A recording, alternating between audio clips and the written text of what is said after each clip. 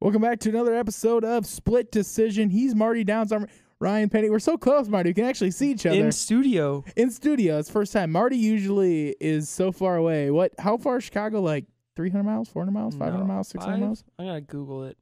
I Don't know it's like 8 to 9 hours. So let's see. I All usually our other try shows 65. All our other shows are now going to suck compared to this one because we can actually look each other in the eyes. So our timing is going to be really, really good. Yeah. What? Yeah. Oh, who? Oh, shit. Oh, okay. Oh, hey. Anyway, so welcome back to another episode of Split Decision. Obviously, we're in the new format where, we try to keep it under 15 minutes. Otherwise, Marty hits me because it's too long.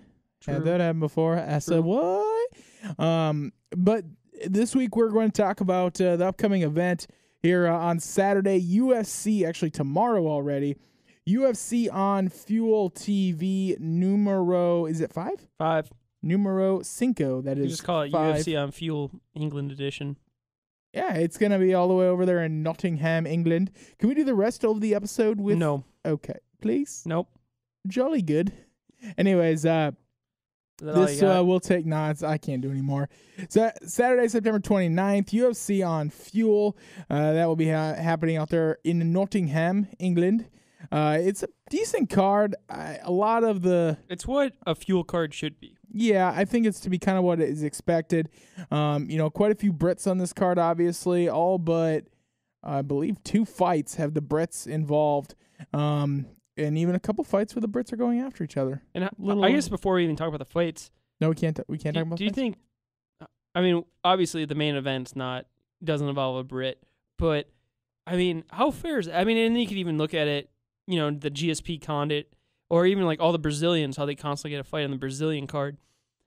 And you kind of get it from Brazilian fans. They're like, okay, we love our Brazilians, but we kind of would like to see some other guys, Yeah. Obviously, they're not going to complain about Anderson Silva. But, I mean, okay, so we got to see Eric Silva a couple times. So, you get to see some of these. Like, your idea is like when you're in the United States, you want to see some Brazilian guys, and then when you're Right. in, Brazil, And is it fair to like Carlos Condit to have to go into GSP's backyard? Well, I mean, they did that with the Jake Ellenberger in Omaha. I mean, that's sometimes you have to do to get the crowds. But I mean, in. how many fights in Canada does GSP get in a row? Yeah, no, that's true. I mean, but really, at the end of the day, it shouldn't matter. You know what I mean? Like the octagon isn't changing. It's not like when you're in England. And travel can be an issue, but you can always plan around that. I mean, think about guys like Stefan Struve that they have to do that all the time. You know what I mean? Like, how often does Condon have to travel halfway around the world? Not that often. He gets quite a few fights in his own backyard too. So I don't think it's a big deal. But let's get right to this card. Starts off with the Facebook preliminary card. Jason Young and Robbie Peralta start us off. Then we go to the catch weight of 175, DeMarcus Johnson and Gunnar Nelson. Doesn't Gunnar Nelson just sound like he should be a UFC champion? I honestly think he should be in Mighty Ducks 2. That's true. That would be He's a really... gonna go glove side. Was he He's not? fancy. Yeah, was he not in that one? He's a sick fighter, though. He's going to go after the back of DeMarcus Johnson's knees. Because that's what they do. They cheat. Fights out of Iceland. You know what? I want to see a Trinidad and Tobago fighter that comes out in one of those sweet jerseys. And gets that knocked they won out in in the 2 movie. seconds. No, they wouldn't, dude. You won't get They knocked lost out. 11-1. They scored a goal and they don't even have ice. What about the Jamaican bobsled team, Marty? Would they bring up? They came in last. Yeah, but they had a really heartfelt moment, and everybody learned from I blame them. Uncle Buck. But yeah, I don't know. I just John Candy's kind of good. just started doing a little bit of investigation of Gunnar Nelson this past week because I honestly hadn't heard much about him. But black belt in jiu-jitsu from Renzo Gracie. If your name's Gunnar, don't you have to be awesome? You hear the name Gunnar Nelson, and I was like, that guy probably is 2% body fat, all muscle, and doesn't want to go to the ground at all. But that guy this guy's sick in jiu-jitsu. If you have a name Gunnar, you have 3 possible jobs in this world. Gunnar with an A, though. Yeah, still though. You have 3 possible jobs. Oh, Gunnar. You have 3 possible jobs. You're either a fighter, you're a jet pilot, or you're not a mechanic with the name Gunnar. Because I could see someone doing all 3 of those things. Actually, at the same time. Anyways, then we move over to the middleweight division. Tom Watson and Brad Tavares. Then our boy Andy Ogle. Andy Ogle. Hello, I'm Andy Ogle. Right his way into a fight on this card. Yeah, ugh. He's going up against Akira, though. Akira's another ultimate Akira fighter guy. Khorasani. The He's kind of a dick on Swede. this show. The Swede. And then we finish off in the light heavyweight division with Kyle Kingsbury and Jimmy Manua. Who, not Asian. English, apparently. Yeah. Huh. There you go. He's Nigerian. Then we head over to the main card. That's going to be a Fuel TV card. Che Mills versus Dwayne Ludwig. That gets us going out there in the welterweight division. And that's going to be a nice you look stand at and bang fight. Che Mills' last fight was a loss to Roy McDonald. That's decimated. Yeah, but that's not anything to be over embarrassed about, losing to a guy like Roy McDonald, who's been... He got his ass kicked. What? It was bad. And then you look at Dwayne Ludwig, who's lost 2 in a row, including Josh Neer. Yeah, and Dan Hardy, another Brit out on this card. And just putting together a preview. Ludwig is a guy. He's what I want to say. He's like 34 now. Hang on, I'm looking. He is 34. Correct. Yeah, he's born in 1978. He's 34, but he's been fighting since age 19, and you've seen his last couple of fights. He's got the guy's finished. 21 and 13. He's gotten finished. He owns the UFC's fastest knockout. He has great Muay Thai, but my main concern here is just wear and tear on that chin. He's just had so many battles and it's not just MMA fights. It's Muay Thai fights, kickboxing fights. But that one, if Ludwig wants to win that one, he'll be smart to try to mix in a couple takedowns like he did against Amir. Then we move over to the lightweight division. Paul Sass and Matt Wyman. What do you think Paul Sass is going to try to do in this fight? You think maybe triangle? I don't think he goes with the triangle choke. It's not like he won 7 in a row doing the triangle choke, and then he was like, "Hey, I'm going to change things up against Ian Jones." Heel hook, and Ian Jones was like, "But wait a second, that's not." He just like dang it, held up his head.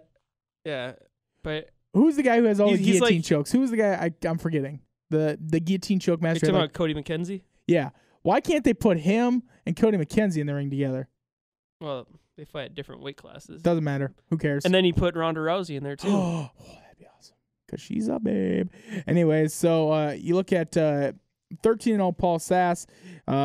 He's 1, 2, and 7. He's got 9 of his wins coming from a triangle choke. This is going to be his 5th fight in the UFC. And 2 submission in the night slowly bonuses. but surely working his way up. He gets... I feel like they're kind of setting Wyman up to fail in this one. He gets the 29-year-old Matt Wyman, who's 1-2 in his last 2 fights. Lost to Mac Danzig beat Mac Danzig and then lost to Dennis Seaver before that. He's been fighting the UFC now for a while. Yeah, he was like from season 5 of The Ultimate Fighter. This will be his 13th UFC fight. He puts on some entertaining fights, but he's definitely had not 4 the most skilled nights guy in his career. So he's going to go out there. He's going to bang. He's lost 3 of them, though. Doesn't matter. Still got that bonus. Yeah, so I'm just saying that I expect Sass to come out and lock in that triangle. Kick some sass? No. And if you look at, Wyman's never been submitted before, though. So this would be the first one. 5 of 6 losses have been by decision, so. The next fight we go to is Brad Pickett and Yves Jabouin. Brad Pickett, he's 2-4 in his last 4 fights. 2-2 in his last 4 fights. Renan Barão, that's not an embarrassing loss. Scott Jorgensen, that's not an embarrassing loss. He's got wins over Ivan Menjivar. That was back in 2010. That was at the last WEC show. Demetrio Page. So I think really, if you look at that, those aren't horribly embarrassing losses. No, but if he wants to get to UFC the top, fight. He's going to have to start stringing together some wins. Otherwise, he's just going to become that gatekeeper. Yeah, and he can start it against Yves Jabouin. Yves got 3 wins in a row. Wally Watson, who we saw last week lose, Ian Loveland, and Jeff Hoagland. And this will be his 5th fight in the UFC as well. You get a little bit of a change up there. I guess coming into this fight, what are you kind of expecting, Marty? Obviously, Yves has got 3 wins in a row, going for number 4, and Brad Pickett's trying to kind of, stay in there. He had a kind of an impressive winning streak. He had won 9 in a row until he lost to Scott Jorgensen. What does he have to do in order to, try to keep pushing his way up in the 135-pound division? Yeah, and I think the thing working for both these guys is that, especially at the lower weights, you press performance here, you can jump up, and, it's easier to move up the ranks than this, opposed to, the light heavyweight division or some of the welterweight, more of the established ones. Or you can even move down as well. There's always that option. Right, but I think even if you lose, they tend to hang, and obviously you never go in a fight like, okay, if I lose, I'm going to be okay. But at 135, neither one of these guys are fighting for their jobs, but both these guys, they kind of see a chance to spring. I mean, there's a couple guys injured in the division right now, and with all these cards, there's definitely a bonus to be had for either one of these guys. We move on to the welterweight division. John Hathaway and John McGuire, the two Brits. These are going to be the only Brits fighting against each other on this card. Conflicted. Hathaway's got 2 wins in a row. He's been in the UFC since 2009. He's been around for a while. He only has 1 loss in the UFC. That was against Mike Pyle. He'll go against John McGuire. You look over at John McGuire. This will be his 3rd UFC fight. Right now, he's 2-0 in the UFC. DeMarcus Johnson and Justin Edwards being his 2 wins. His last loss came in May 15th of 2010, so over 2 years ago. He's been really impressive, obviously fighting in his own territory of England. If you look over at his Wikipedia page, he's holding 4 belts like a beast. Looks like 5. That's 5 belts. I can't count. Yeah. Remember, we weren't a big wrestling fan growing up. Ultimo Dragon, he'd come out in WCW, and he'd always wrestle in Japan. He'd come out, and he had like 2 managers, and they'd always have like 4 belts each. That's kind of ridiculous. That's what that picture kind of reminds me of. Then we move over to the co-main event, Dan Hardy and Amir Sadallah. And obviously, Dan Hardy's the hometown boy, the Brit coming out there with that, his famous red Mohawk. Thank you. Good job. Dan Hardy's lost 4 in a row, then got a win over Dwayne Ludwig, someone we talked about earlier. But those 4 in a row, I mean, yeah, Carlos Condit and George St. Pierre were part of them, but he has not been impressive by any means. He gets Amir Sadallah. You look he over tried at Amir to take down Chris Lytle. Yeah, well, he lose.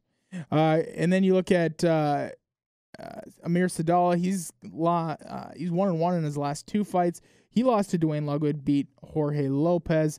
He's been fighting the UFC ever since, Ultimate Fighter, Team Rampage. Yeah, he didn't have any pro fights coming into it. And I think Sadallah, he's a fan favorite just because he's a really likable guy on the show, and he beat CB Dollaway twice. But he's just not that explosive. You see a lot of decisions on it. He's good Muay Thai as well.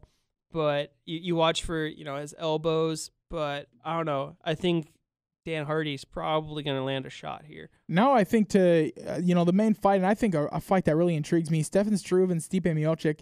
I've had a chance to watch both these guys fight in Omaha, and it's impressive. I think Stefan Struve is really moving up in the heavyweight, and it surprised a lot of people. He's won 3 in a row, including Pat Barry, Dave Pee Wee Herman, and LeVar Johnson. Dave, formerly Pee Wee Herman. Stipe Miocic is one of those guys who's just flowing through the heavyweight division with a huge win over Joey Beltran. Then he beats up Phil DeFries out there in Omaha. I got to see that fight, and then put away Shane Del Rosario pretty easily as well. This is a really interesting fight, and I think it's a really tough matchup for Stefan Struve. I mean, you look at Stipe, he's 6'4", so Stefan's not going to have that huge height advantage. I mean, he's got 7 inches still, but well, I mean, for what he's used to. Obviously, when he fought Pat Barry, that was a huge one. Right. Who do you? I guess, and we'll have this in our preview that comes out later today. But who are you kind of watching for with maybe eyes wide open and is someone really to watch for? I like this fight as a whole, just the main event, a Fuel TV card, because they're actually 2 heavyweights that are prospects. You don't really see a lot of young heavyweights. And Stefan Struve's been in the UFC for a while. I want to say he has maybe 11 or 12 fights. He's been in the UFC since 2009. But the thing is, he fights a lot. Yeah, too. He's only 24 years old. And I think a lot of people look at Stefan Struve as, okay, he's kind of a finished product. They don't think of him as a 24-year-old. 3 losses in his career: Junior Dos Santos, Roy Nelson, and Travis Brown. Outside of Travis Brown, those aren't losses to really. And the Travis Brown one, the Superman punch was pretty bad, but he's getting better though. Do you logically think Stefan Struve can fight for a heavyweight championship belt? Yeah, I think I think that Struve can get a lot better. I mean, I'm not going to compare him to John Jones. Same question about Stipe Miocic then. Yeah, Miocic, I don't know if he's ever going to get to the UFC heavyweight title just because he's 30 years old. And I think a lot of people would probably just look at Miocic as people would probably think of him as younger than Struve just because he hasn't been around as long. But I think, and Miocic, and his gas tank worries me, but if he wins this is obviously the biggest win of his career. And this is going to be a great fight and a great matchup. I'm interested to see.